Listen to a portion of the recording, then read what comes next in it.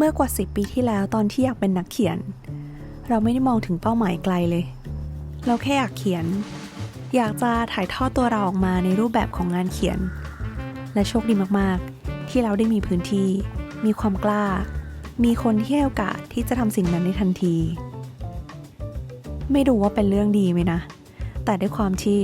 เราไม่ได้คิดว่าเราจะต้องเป็นที่รู้จักและหลายคนที่รู้จักกันน่ะยังไม่รู้เลยด้วยซ้ำว่าเราทำอาชีพอะไรก็เลยไม่มีใครพูดถึงเราในทางที่ไม่ดีเท่าไหร่อย่างน้อยก็ไม่เคยพูดให้เราได้ยินเราพบว่าการเขียนน่ะยังคงเป็นสิ่งที่มีหลายคนอยากทำอยากเป็นถึงแม้ว่าพวกเขาจะมีความสนใจในด้านอื่นๆที่แตกต่างกันแต่การเขียนก็เป็นสิ่งที่คนอยากลองที่จะถ่ายทอดความคิดความรู้สึกความเป็นตัวเขา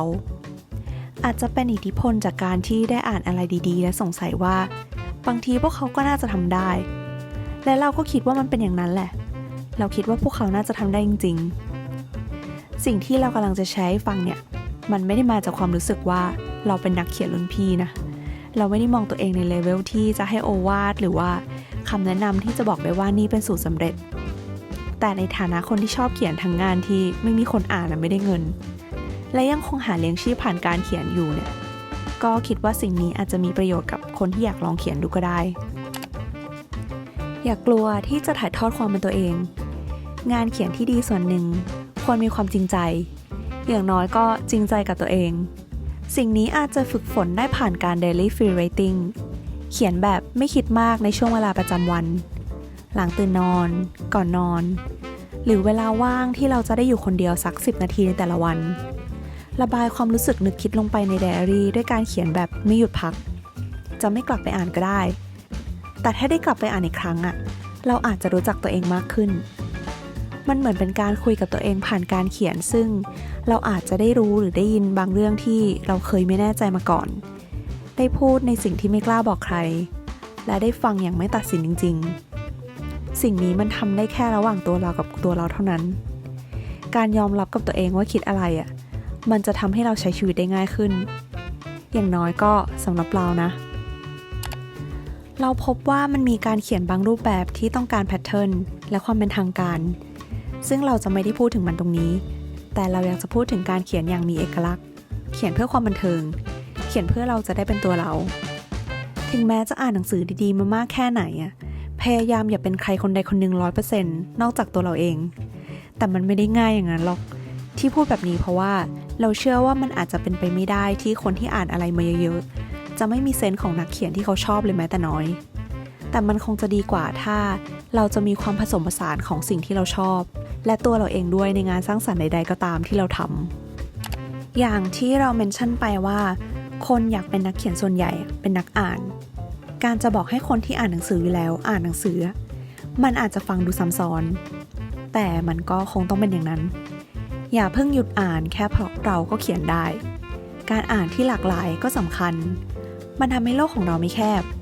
ได้สัมผัสสำนวนและเนื้อหาที่ไม่คุ้นเคยบ้างเหมือนได้เดินทางไปที่ไม่เคยไปและส่วนผสมของคุณจะสดใหม่มากขึ้นเสมอมีบทสนทนาที่ดีไม่ได้หมายความว่าเราจะต้องเป็นคนที่พูดเก่งอย่าเพิ่งมองว่าด้วยความเป็นคน introvert ของเรามันจะทำให้เราไม่อยากคุยกับใครอย่าเพิ่งจำกัดตัวเองแบบนั้นเพราะคุณไม่จำเป็นจะต้องคุยกับคนกลุ่มใหญ่ในปาร์ตี้เสียงดังแต่เมื่อไหร่ที่คุณจะต้องกระโดดเข้าไปในวงสนทนาหรือบทสนทนาขอให้แน่ใจว่าคุณรู้ position ตัวเองพูดไม่เก่งควรจะฟังให้เก่ง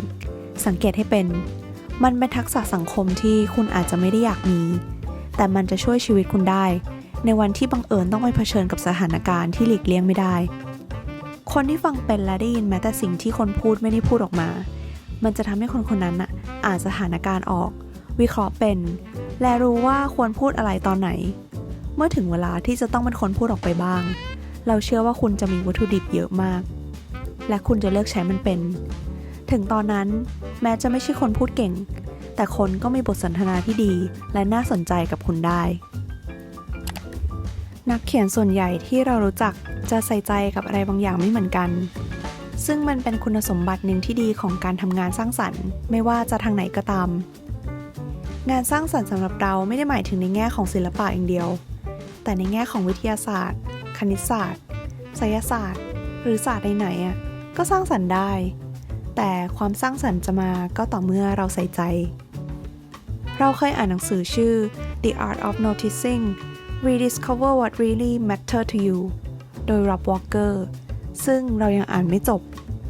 เรียกว่ายังไม่ได้ทดลองใช้อย่างจริงจังดีกว่า แต่พบว่ามันเป็นการรวบรวมหลายวิธี ที่จะทำให้ใครสักคนรู้จักที่จะสังเกตและใส่ใจอะไรหลายๆอย่างรอบตัวได้ดีขึ้น มีแพทเทิร์นที่ปรับใช้กับความสนใจของคนคนนั้นได้ มีหลายระดับความยากง่าย ทั้งแบบที่ทำได้เลย ไปถึงเลเวลที่ต้องใช้ความพยายามมากหน่อย แต่จะเป็นที่จดจำ ซึ่งถ้ามีโอกาสอยากจะเอามาเป็นซีรีส์ทดลองให้ทุกคนได้ดูเหมือนกัน สิ่งเหล่านี้อาจจะเป็นแค่ส่วนหนึ่งที่ใครอยากจะเป็นนักเขียนสามารถเอาไปใช้ได้ ส่วน how to ว่าจะเขียนที่ไหน เขียนเรื่องอะไร วิธีการเลือกหัวข้ออะไรแบบนั้นนะ เราคิดว่ามันมีบอกอยู่ในอินเทอร์เน็ตเยอะมาก และเราพบว่ามันไม่ได้เวิร์กกับทุกคน คุณคือคนที่จะเขียนนะ เขียนอะไรถามตัวเองดีที่สุด